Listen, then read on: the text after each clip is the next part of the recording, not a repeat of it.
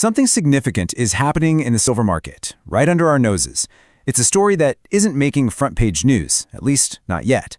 We're seeing a fundamental, structural imbalance developing, one that pits unstoppable new demand against a supply chain that's already stretched to its breaking point. Welcome to the Bullion Signal Podcast. I'm your host, and today we're going to break down the data behind what looks like a hidden silver shortage and explore whether we're on the verge of a historic price event. If you're here to understand the larger forces moving the precious metals markets and what it means for your wealth, you're in the right place. Be sure to subscribe to Bullion Signal so you don't miss these updates. Now, let's get into it. So the whole story really starts with a very simple but very powerful question. Where is all the silver going? You see, for the last several years, the world's registered stockpiles, the big vaults in London and New York that back the paper markets, have been bleeding physical metal. We're talking about hundreds of millions of ounces that have been withdrawn and have essentially vanished from the market's view. For a while, the price didn't seem to reflect this, but that can only go on for so long. Now the market is waking up and starting to ask that very serious question. To put a number on it, the current projections for 2024 point to a supply deficit of around 280 million ounces. Now, let's be clear what that means. A deficit is the gap between the total amount of silver the world consumes and the total amount it produces from mines and recycling. A gap of 280 million ounces isn't just a minor imbalance. It's one of the largest, if not the largest, annual shortfall ever recorded. And every single ounce of that deficit has to be pulled from existing above-ground stockpiles. You can see the problem. Those stockpiles are not infinite. Now, this is absolutely the most critical point to understand.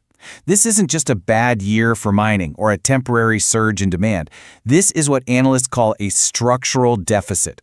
The very foundation of the silver market has changed. The forces driving this are not cyclical. They are long-term and in many cases permanent. It means this isn't a problem that's going to fix itself next year. This is the new reality for silver.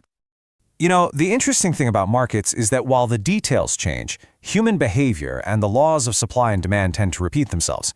And if you look back at silver's history, you can see a very clear pattern emerge when these deficits become chronic. History doesn't repeat exactly, but it often rhymes. So let's take a look at what has happened in the past when the market suddenly realized there wasn't enough silver to go around. Let's look at the track record. Back in the late 1970s, a perceived shortage sent prices on an absolutely parabolic run, a nearly tenfold increase to around $50 an ounce. Then, fast forward to the late 90s and early 2000s, we had another long-term deficit, driven by demand for photography and electronics, which culminated in a huge price spike around the 2008 crisis.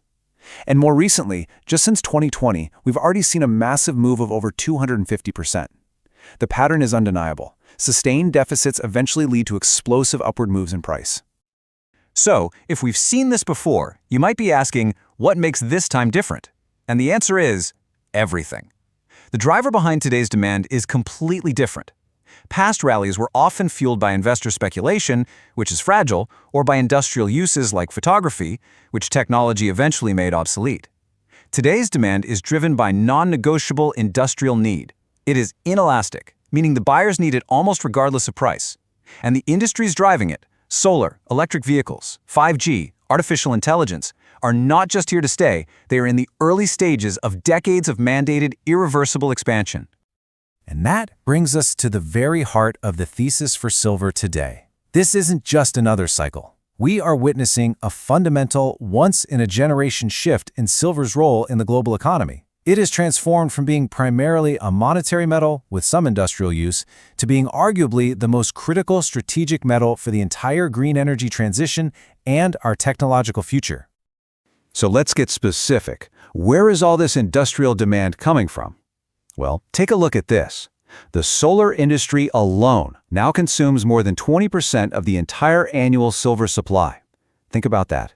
One industry is eating up a fifth of everything we produce, and that demand is only projected to grow. Then, you add in the silver needed for every single electric vehicle, for 5G cell towers, for the data centers that power AI, and for countless medical and electronic devices. This isn't optional demand.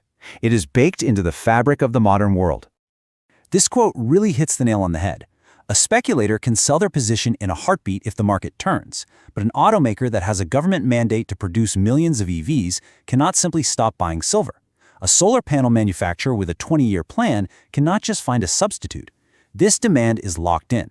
There are no viable alternatives that offer silver's unique properties of conductivity and durability at scale. These industries are expanding, and their hunger for silver is only going to increase. Okay, so this is the logical question anyone would ask, right? If demand is so strong and the price is rising, why don't the mining companies just ramp up production? It seems like a simple economic solution. Well, with silver, the supply side of the equation is incredibly complex and, more importantly, incredibly slow to respond.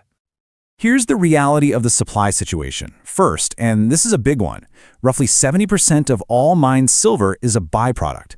It's found while mining for other metals like copper, lead, and zinc.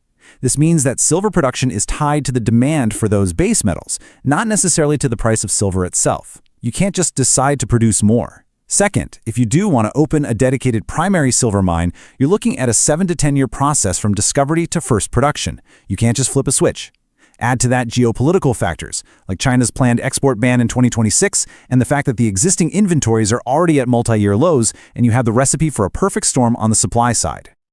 So, we've laid out the case, an unprecedented industrial demand hitting a wall of inelastic supply. Given this intense pressure cooker environment, what do the forecasts look like? What are the institutions and analysts who track this market closely projecting for the price of silver over the next couple of years? Many analysts are circling the first quarter of 2026 as a key inflection point. That's when China's proposed export restrictions could take effect, potentially pulling a significant amount of supply off the open market. This could coincide with industrial users trying to secure their contracts for the year, creating a frantic scramble for physical metal. It's in this environment that a price target of around $70 an ounce becomes a very real possibility. Looking further out to the middle of 2026, some highly respected analysts see a path to $75. The logic here is based on inventory depletion. By that point, we'll have had several more years of massive deficits. Global stockpiles could be drawn down to critically low levels, perhaps representing less than 2 months of global consumption. When inventories get that thin, the dynamic changes from a pricing issue to a physical availability issue. Panic can set in, and prices can gap up very, very quickly. And that brings us to the triple-digit price targets. Now, for silver to reach $100 or more, most analysts agree that a third element needs to enter the picture: mainstream attention. This is the point where the story of a physical silver shortage breaks out of the financial world and hits the evening news. When retail investors around the world start to understand the supply-demand imbalance and join the rush, the buying pressure could become a powerful, self-feeding loop, pushing prices to levels that seem unimaginable today. To give this some context, let's just briefly compare it to gold. Gold has had a tremendous run, no doubt, up about 50% in the last 2 years. But silver has a different character. It has already outperformed gold over the last 5 years, and the potential move from current levels to that $100 target would be another major jump. But the key difference is the why. Gold's rally is monetary. Silver's potential rally is driven by a true physical supply deficit that gold simply does not have. This gives silver a unique, explosive potential. So, facing this kind of unique market setup, people naturally want to know how one might approach it. We're not here to give financial advice, but we can provide a neutral overview of the common frameworks that investors use to think about the silver market.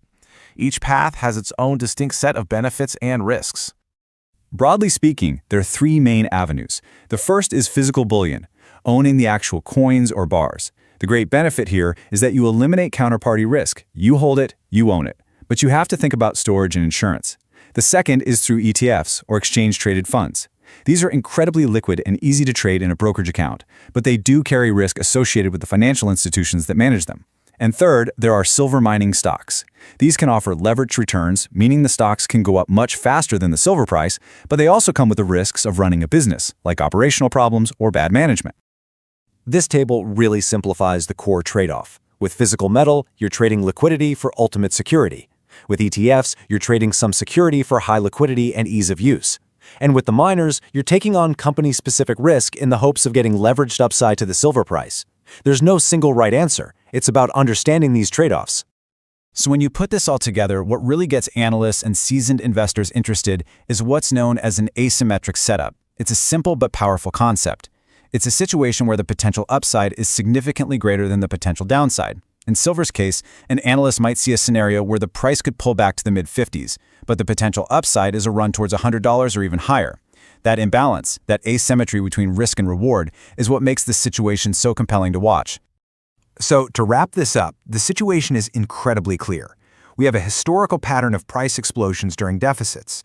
We have unforgiving math on the supply and demand side that points to even larger deficits ahead. And we have an industrial demand that is permanent, growing, and non-negotiable. The writing, it seems, is on the wall. The only real question left is what happens next. Thank you for joining me on the Bullion Signal Podcast. I hope this breakdown has given you a clear framework for understanding the powerful forces at play in the silver market. If you found this valuable, please like, share, and subscribe to Bullion Signal for more deep dives into the world of precious metals and macroeconomics. And finally, a quick disclaimer. This podcast is for informational and educational purposes only. It is not financial or investment advice. You should always conduct your own research and consult with a professional financial advisor before making any investment decisions. Stay safe and stay informed. We'll see you next time.